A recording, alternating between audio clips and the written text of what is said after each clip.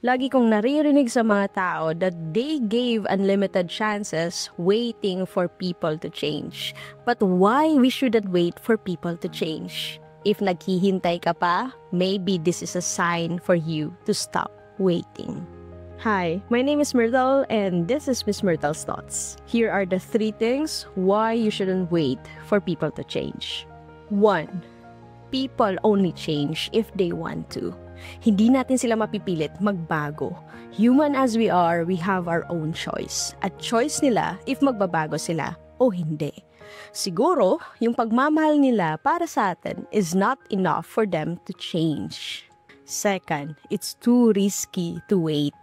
Kasi nga po, maraming what ifs sa paghihintay. What if hindi magbago yung tao?